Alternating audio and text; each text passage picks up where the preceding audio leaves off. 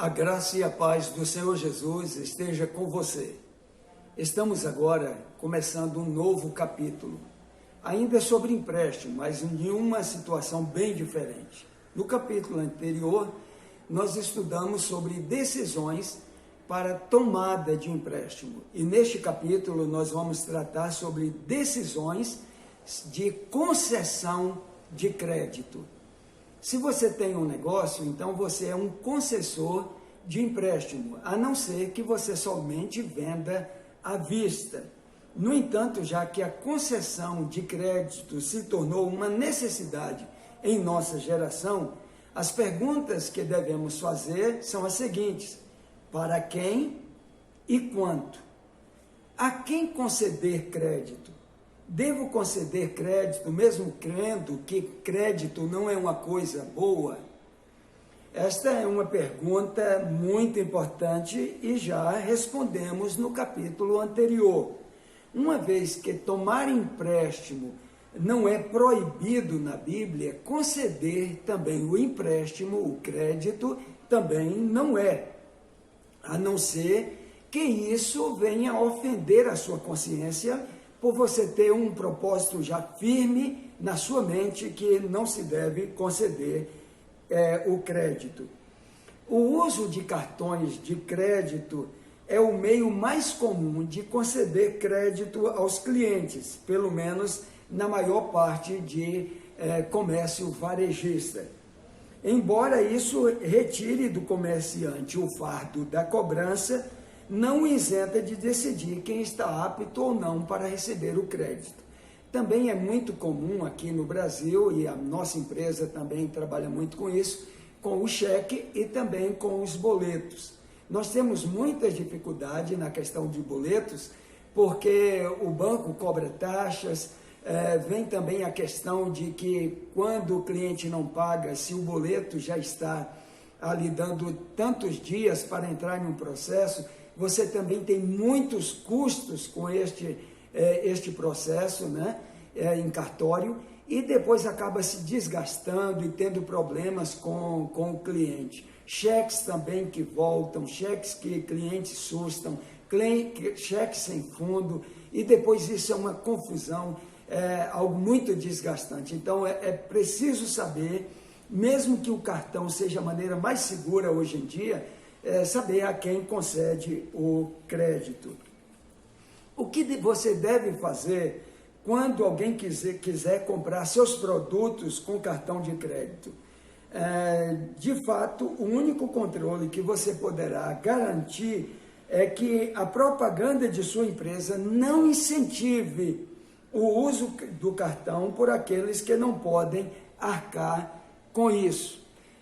Esse tempo aí eu conversei com um comerciante, ele vende de porta em porta, e ele vende para qualquer pessoa, e ele vende se a pessoa está com problema até em cartório, se está devendo, ele não tem problema, ele vende, e depois ele vai cobrar.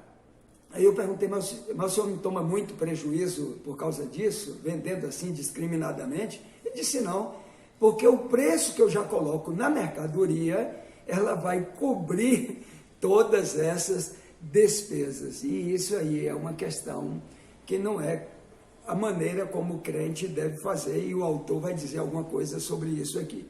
Vi recentemente um exemplo desse tipo de incentivo no anúncio de cartão de crédito para consumidores que já haviam utilizado todo o limite dos cartões de outras operadoras. Essa é uma clara demonstração de abuso da fraqueza das pessoas. O resultado disso pode ser constatado nos crescentes pedidos de falência pessoal. Ao contrário do que muita gente pensa, não sou contra o uso de cartões. Algumas pessoas pensavam que o autor aqui era contra a emprestar ou tomar emprestado ou usar cartão de crédito. E ele diz, eu não somente também vendo a crédito, ele na rádio dele, na administração dele, ele também favorecia isso, como também ele tinha cartões de crédito pessoal e para a sua empresa, tá certo? Então a questão não é o crédito em si, a questão é o mau uso do crédito, tanto de quem toma tanto quem também concede. O que acontece quando as pessoas não pagam? Há uma regra importante a seguir quando for conceder crédito. Nunca empreste mais do que pode se arriscar a perder. Se viver pelos princípios de Deus, descobrirá que sua habilidade de cobrar os inadimplentes será bastante afetada, porque as maneiras mais comuns de cobrança são antibíblicas. Portanto, é imprescindível que determine o quanto pode perder antes de conceder o crédito. E aqui o autor, ele dá um exemplo aqui, chamando um médico pelo nome de Blake. E ele disse que foi chamado para um aconselhamento a esse médico quanto à questão de finanças, principalmente nesse ponto, sobre cobrança, como cobrar.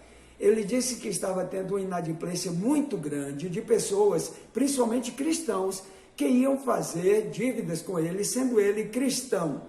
E então ele disse que tinha maior dificuldade. E até ele concedia mais crédito para esses, ou ele não cobrava da maneira como cobrava para as outros devedores, e esses então aumentavam ainda mais a sua dívida, chegando agora a um total que ele tinha de crédito, de dívidas não pagas, de $150 mil. Realmente é um prejuízo muito grande. E aí o autor pergunta para ele, mas você não faz a cobrança? Ele disse, minha secretária faz a cobrança, mas a inadimplência é muito grande, principalmente por esses que, sabendo que eu sou cristão, eles vão enrolando. E aí o autor pergunta algo para ele, que é do exemplo que eu te contei anteriormente. Mas e quanto você cobra por consulta? As suas consultas, o seu preço é justo? Ele disse, é justo. Agora, bem que eu poderia cobrar um pouco menos, se não fosse o tanto de inadimplência. Então é aquele caso, cobra uma consulta bem maior, porque se alguns não pagarem, os que pagaram já cobrem as despesas. E isso não é correto, tá certo? Então ele sugere algumas coisas para aquele médico.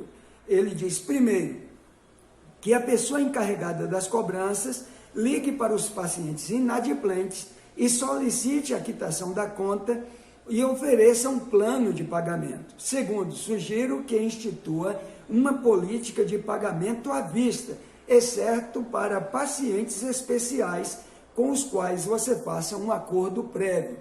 E ele, então, o médico pergunta, e eu não vou ter prejuízo com isso? Alguns não vão deixar de ser meus pacientes? E o autor disse, por certo, e realmente isso aconteceu. Alguns pagaram, alguns pediram acordo e outros foram procurar outros médicos. O autor, então, aqui, ele continua dizendo, se você enfrenta situações em que um ou mais devedores simplesmente não pagarão, o que fazer? Até onde deve continuar cobrando? Será que precisa contratar uma empresa de cobrança? Quais são as diretrizes para processar ou não o devedor? Como credor, você tem o direito de cobrar o dinheiro que é legitimamente seu. Isso é uma regra. A decisão sobre quais técnicas ou diretrizes,